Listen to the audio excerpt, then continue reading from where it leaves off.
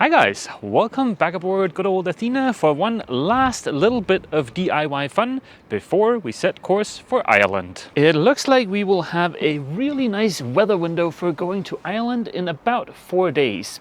So let's take full advantage of those 4 days and knock off some items on the to-do list.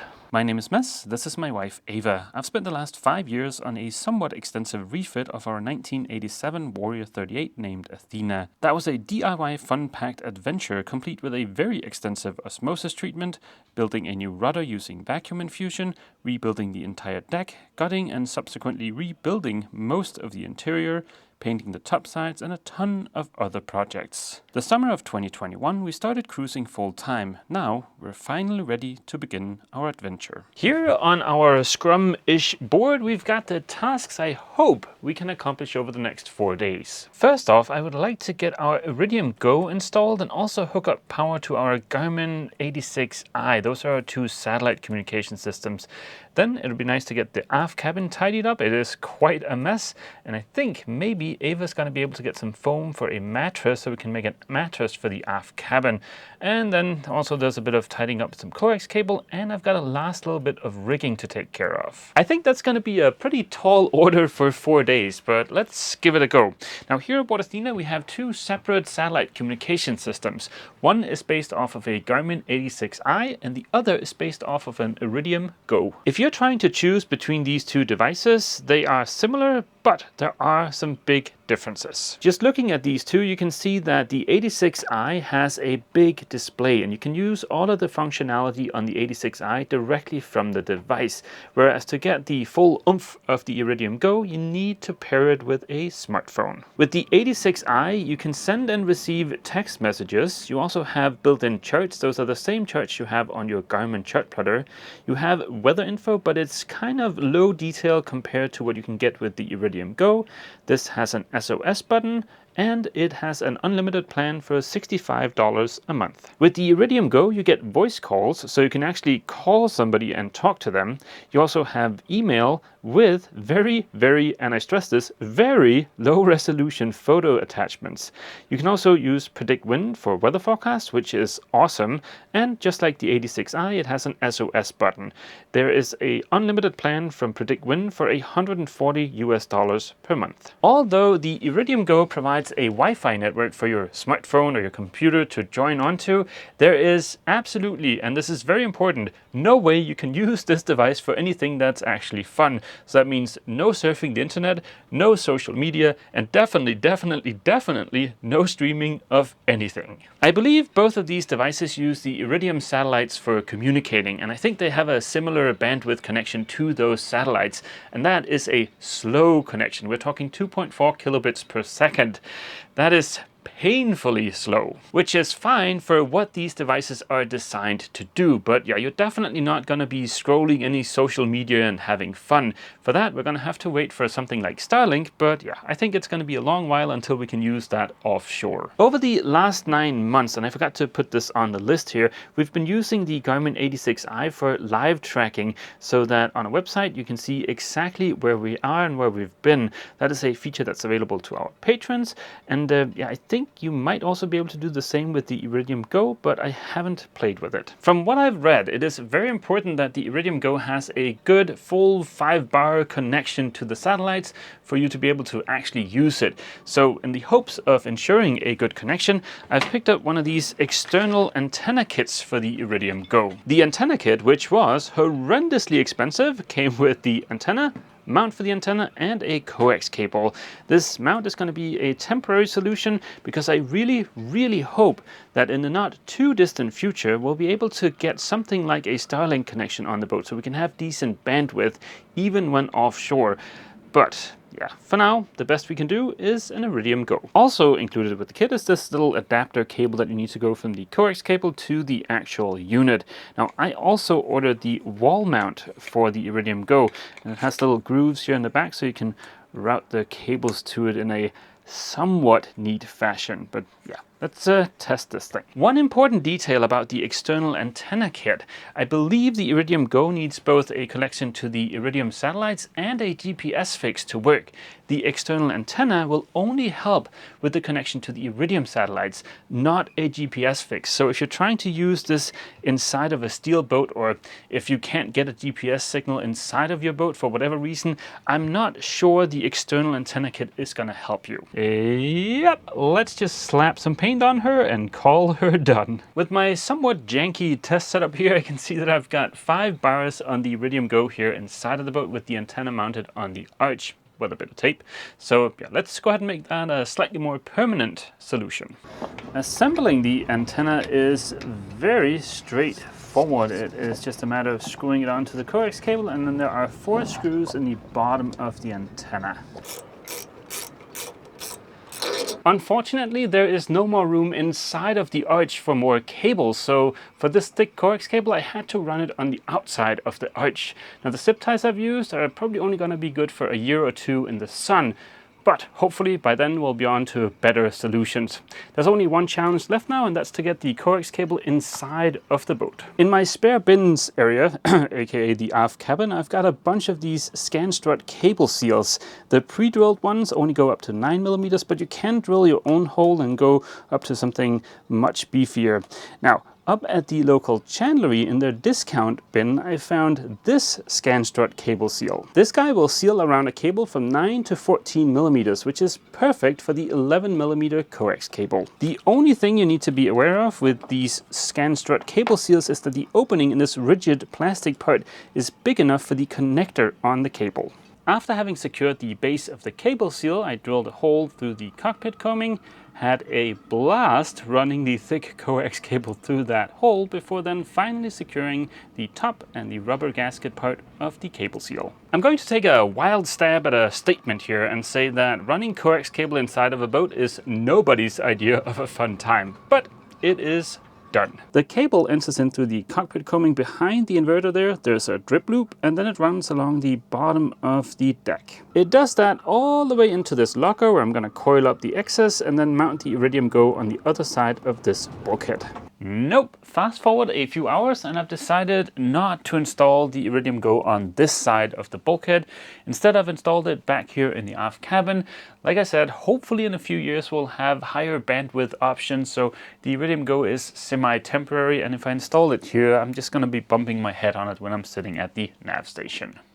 It's not a super pretty installation, but it's out of the way, yet easy to get to. While I was hooking up power to the Iridium Go, I also hooked up the 86i, which sits in this little cradle back here. I've tested and it is able to send tracking information, which is probably going to be our primary use for it, from inside of the boat without any kind of external antenna, which is fortunate because I don't think you can get an external antenna for the 86i. That means we can go ahead and close these 2 tasks, the Iridium Go installation and the 86i power task. I would have loved to show you guys the Iridium Go in action, but also I don't want to pay $140 a month before we actually need it, so I'm going to hold off a little bit on that. Now I will be tidying up the coax cables, but that is going to be ridiculously boring and tedious, so let's send you guys off on an adventure with Ava. We want to get the aft cabin fixed up before we leave Cherbourg, and the one thing that we need for the aft cabin is the mattress. We searched local shops here, we tried to find something close to the marina, but we couldn't find anything, so I'm going on a little adventure today to one place that we know will have mattresses. IKEA. It's about a 2.5 train ride from Cherbourg to Cannes, which is where IKEA is, and I need to get 2 90 by 200 mattresses, so I brought the trolley along to help. First I'm going to stop and get a sandwich from the bakery so I can eat it on the train and not have to worry about eating later, and I'm telling you, there is nothing better than a ham and cheese baguette in France. Okay, so sad. The bakery was not open yet. I have no idea what time these places open in France. It's 8 a.m., but I guess it's eating at IKEA today. All right, now it's time to head to the train station. It's that way. Luckily, it's only about a 15-minute walk from the marina to the train station. All right, I made it to the train station. I'm a little bit early. Well, I'm a lot of it early, but I like to be here early early to make sure I don't miss my train.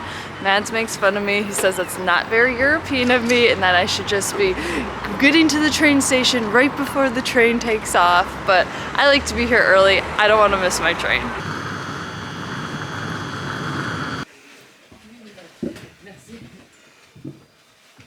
Made it onto the train with plenty of time to spare. Now that's all I have to do is keep myself preoccupied for 2.5 hours, which is good because I have lots of crocheting to do. Bagage est obligatoire.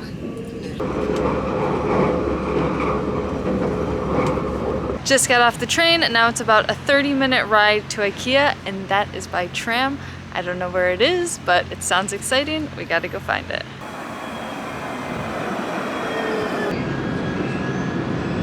Took the train, then the tram. Now it's about a 1.5 mile walk to the mothership. I will say, I think I picked a beautiful day to do this. Yesterday it was cold and gloomy. Today the sun's out and it's like 65. I see it just around the bend, blue and yellow. We made it! French IKEA. Let's go in and get our mattresses. Just gonna lock her up so I don't have to worry about carrying her. We don't have to go right to the mattresses. I mean, we came all this way, might as well shop around a bit. Now time to go get the mattresses. I'm really hoping they're not too big. I did check online, they just come rolled up, so I'm hoping they're not too big and I'll be able to bring them home. Oh no guys, I don't know, it's really heavy. I don't know if I'll be able to do it.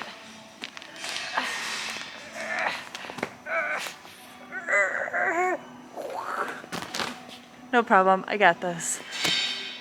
I think that's everything. It's everything on my list and everything I can think of, so let's go check out. Maybe just this one last thing for Mads. There's nothing very particularly French about the IKEA lunch. It actually looks a little more Danish than anything to me, but you can buy little bottles of wine if you want. Got the mattresses, had some lunch, had my trolley all rigged up. Now it's time to head back and do it all in reverse. First I have to walk to the tram, then to the train, then to Cherbourg, and then home to Athena and Metz. I made it back from IKEA in one piece with all mattresses accounted for, and shortly after I returned home I started shuffling things around and clearing out the aft cabin. Once everything was out of the aft cabin and it was nice and clean, I made a template using some leftover tarp material that I have. If you want to know how I made the template, you can check out Sal Wright's video on how to make a cabin mattress. It's a really great detailed video and we will put a link to it below. I'm going to be making the mattress in 2 halves because we want to put a lee cloth down the center. That way somebody can sleep there during passages and they'll be nice and snug and not roll around. I'm going to split the mattress in half right down here, and then we're going to attach hardware to the bunk for the lee cloth. That way when we're using it we can just easily pull it up, attach it to the bottom of the cockpit here, and then when we're not using it, easily pull it down and put it away. I have a serrated bread knife to cut the foam, a Sharpie to trace the template, and the mattress. Let's get these babies open and start cutting.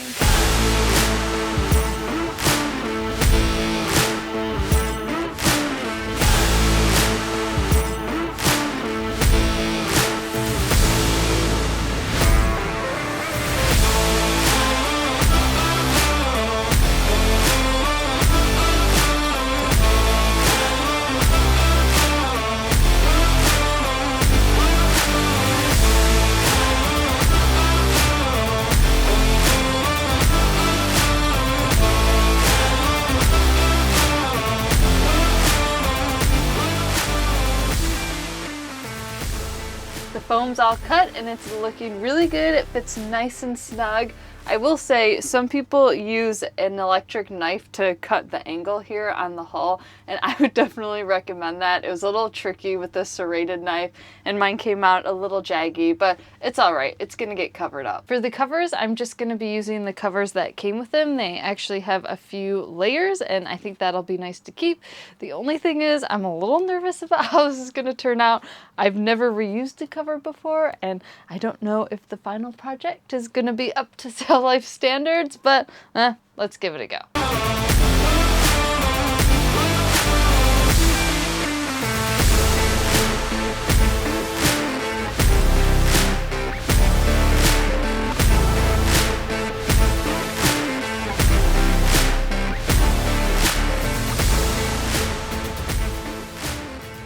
After much huffing and puffing, the covers or the mattresses are done. Yeah, these almost killed us. They're not super tight, but they're on there and they look okay. Yeah, and these mattresses, they feel pretty low density, so while they're comfortable now, I'm not expecting them to last long term. So this is a solution that's good for maybe a year or two for us. The aft cabin is, well, it's a little rough around the edges. There is still some work to be done in here. We have to finish all of this stuff up here, but that's not on the to-do list for this year. While we've been sailing, we've been using the starboard side of the settee over here with a lee cloth as a bunk. And although the mattress in the aft cabin is probably not going to be our forever mattress for the aft cabin, we now have at least 2 places where we can lay down on the way. While Ava was going through all of that, I finished tidying up the coax cables, and we also spent, and this is no joke, an entire day tidying up the aft cabin, which meant sorting through all of my tools, a bunch of spares in there, and we actually ended up giving a bunch of stuff away here at the marina. So the aft cabin is now nice and tidy. And that leaves only this one task on the board. We need a couple of lines to be able to pole out our head sails. Out in the cockpit, I busted out the last of our new comfort seats. We bought cheaper versions of these in Denmark, but after a year, sitting on them resulted in very sore bums. Then it was on to splicing. I've really come to enjoy splicing. It's like a slightly more manly version of knitting, which I also happen to enjoy. These are the results of my efforts. There are 4 lines here. We're going to use 2 on each side of the boat. Their purpose is to stabilize the pole for when we pole out our dual head sails from position sail. Hopefully we'll get a chance to use these soon, because I'm very excited to do a bunch of downwind sailing. Now yesterday Ava and I also replaced the main sheet here aboard Athena, complete with new blocks, and with that replaced, that was the last bit of old running rigging, so now it's all brand spanking new. Every single task on the board is now done, and that is good news because tomorrow we set course for Ireland. On a quick little side note, sorry if this video seemed a little bit rushed. There was a bunch of stuff we needed to take care of to be able to leave tomorrow morning, and doing that and shooting the video at the same time was a lot of work. So yeah, but we made it, and tomorrow we sail. Next week's video will have us leaving Cherbourg and doing our first overnight sail together. Yep, very exciting. Very exciting. Hopefully it's going to be a lot of fun. Maybe it's going to be a little bit terrifying. I hope not. But yeah, either way, we hope to see all you guys back here aboard Athena next week for yet more, well, sailing fun. As always, feel free to leave a comment down below, and don't forget, if you've enjoyed this video, Please remember to leave a like. See you!